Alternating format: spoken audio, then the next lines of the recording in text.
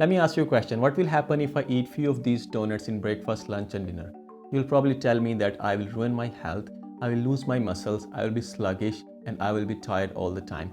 But we consume this diet 24/7 and we are feeding our mind all these useless TikTok reels and content which is a food for our mind all the time, and then we wonder why we are exhausted, why we are drained and why we are tired, why we cannot work on the things that matter to us and why we are distracted all the time. Our mind is a processing unit, and no matter how smart you are, the quality of output depends on the data that you feed into it. If you're feeding it garbage, in engineering there's a concept called garbage in, garbage out, you're gonna get the same thing. But what's the fix? We cannot live in today's day and age without phone. We have to have certain technologies with us. If we throw our phone away, as people say, don't use your phone or delete social media app, we know that we will fail in 3 days and then we'll be back on square one. So how can we fix the damage that these devices and the mind diet that we're getting is doing to us? In this video, I will give you very simple steps that will reduce the damage by 90%. But before that, first we need to understand which stage we are at. Picture this, your alarm goes off, you are warm, safe and semi-conscious. Before your feet even touch the floor, your hand reaches out. It's muscle memory. You unlock the screen, boom. A work email about a deadline, a text from your mom, a headline about a war halfway across the world. You haven't even brushed your teeth and your heart is already up. You lay there for 15 minutes scrolling, paralyzing yourself in bed. Biologically, your body has a boot sequence. When you wake up, your body slowly releases a spike of cortisol to clear out all the fog and sleepiness from your body. But when you look at your screen, immediately you hijack that process. You hit your brain with a massive spike of dopamine mixed with stress. But the real damage is psychological. When we start the day by consuming, we're telling ourselves that other people's priorities are more important than our own. You're playing defense, not offense. You sit down to do deep work, you're writing a report or studying, it's going well. Then buzz, or maybe just a thought. I wonder if anyone replied. You pick up the phone, you check WhatsApp, no new messages. You check Instagram, just a few memes. You put the phone down 45 seconds later. You think nothing happened. You think you just took a micro break. You are wrong. There's a cost to this back and forth switching. If you're working on a task A and then switch to task B, a part of your mind stays stuck at task A. This is called attention residue, and it takes on average 23 minutes for your mind to concentrate back on the task that you're working. So if you're checking your phone every 15 minutes, mathematically you are doing 0 minute of deep work every day. You're essentially working with a brain that is permanently distracted. The day has passed. It's 10:30. You're exhausted, you know you should sleep, but you don't. You get into bed, turn off lights and open TikTok or YouTube. You tell yourself, I just need to wind down, just 10 minutes.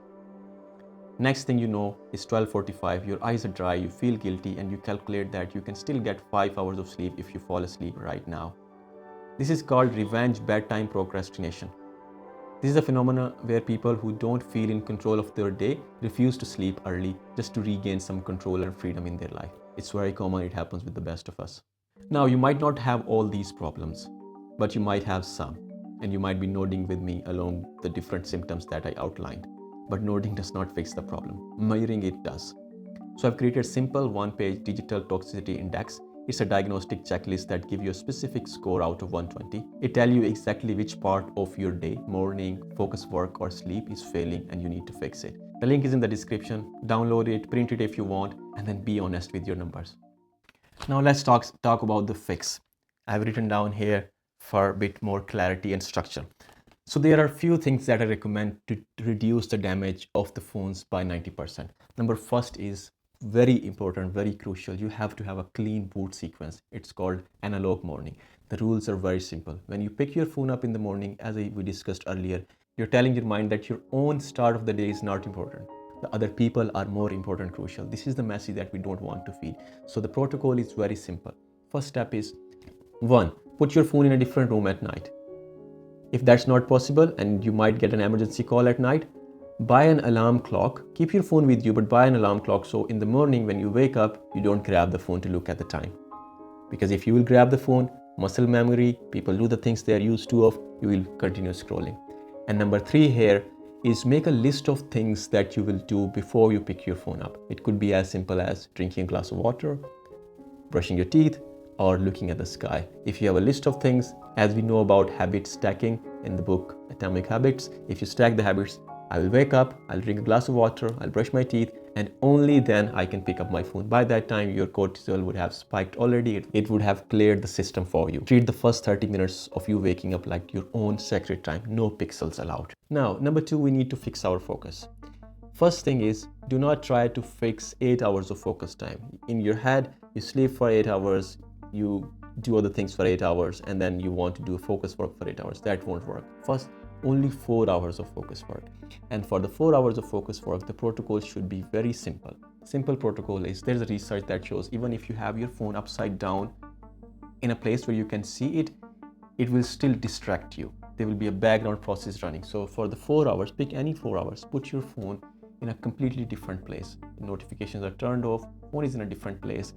Number 1. Number 2, during that 4 hours, when you'll take a break, of course you'll have to take breaks, make sure the breaks involve you taking active rest. How does rest look like? Either go for a little walk, do a little exercise, stretching your arms, just stretching yourself, doing squats, drinking a glass of water, or talking to your colleagues if you're working in an office.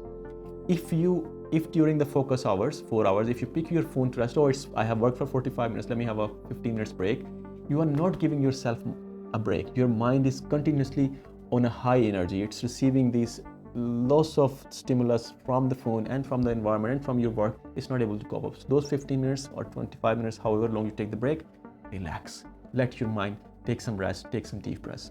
And once those 4 hours are over, you can check your phone as normal, you can reply to messages. Number 3, the third thing about fixing this diet is embracing the gaps. What do I mean by that? When you're waiting for an elevator, when you are waiting for your food to warm up in an oven, or you have ordered something and you're waiting for it, I have a habit, my hand goes in my pocket, I pull my phone up, and then what I do is I'm looking at, sometime randomly scrolling through TikTok, looking at Instagram, looking at messages. Now, I know that it's hard to be bored, but we need to be bored. And the reason is, when we are bored, when we are not actively engaging with anything, our mind activates something called default mode network, DMN. These networks are responsible for sorting and arranging the thoughts and all the mental processes that your mind is handling in their proper space. So if you don't give your mind this time, it's like dumping, and there is no robots, no nothing to put everything in the right place. What will happen? It's first overload. Second, you won't be able to recall information. How many times it has happened that you have watched, even if I ask you right now, you watched a lot of things yesterday. Can you tell me 3 things that you watched yesterday or 3 things that you learned yesterday from the reels or TikToks or the YouTube videos you watched? You won't be able to recall it because you didn't give your mind to categorize those things. So boredom gives you that luxury to have your mind categorize everything. So give yourself some breaks. So now there are 3 levels to achieve this. I know it's very hard to not pull your phone out when you're bored, when you're at it and in the train. Number 1 is acknowledge it and make it obvious. So when you pull your phone out, tell yourself, I'm pulling my phone out because I'm bored. I'm pulling my phone out consciously because I'm bored and I want to look at XYZ. Don't do it like, oh, I want to look at time, and then if someone asks you time right after that, you won't know it. So you tell yourself, I'm bored right now, my food is warming up, I have 3 minutes, I will get my phone out and I will scroll through TikTok. Great, that's the level 1. Level 2 is you don't pull the phone out at all. You're like, in your head, you know that you're bored, but you look at the timer, you look whatever you do, you don't pull the phone out. And level 3 is make some no phone zones in your area, in your house or your work environment. One of the most common things you can make is toilet.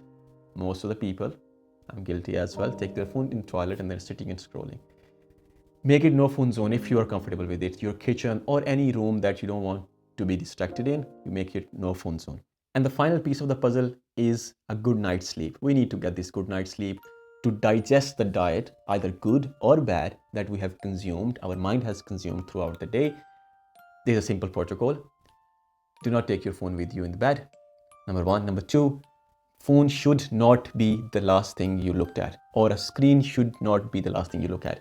Be it a book, talking with your family members or friends, whoever is around you when you sleep, whatever. Phone and eating should not be the last thing before you go to bed. And the last thing in this is make your bedroom a sanctuary. Treat it like something that you respect and something that is only for sleeping and maybe for intimacy. So notice the pattern in these things. I am not asking you to throw your phone away. I'm not asking you to quit social media. I'm not asking you to delete app. Just be very strategic of how you're controlling technology. Your mind is smart. If you're watching this video, I have no doubt that you have a smart mind and you have high ambitions and goals and you want to achieve them. but your time and resources are being wasted and being controlled by a silly piece of silicone. So what I suggest you do is control it. And remember, I said embrace the gaps. I tried that experiment for 7 days. I did nothing for 1 hour, just sitting idle so my mind could activate those default mode network. You can check that video out here. Thank you very much.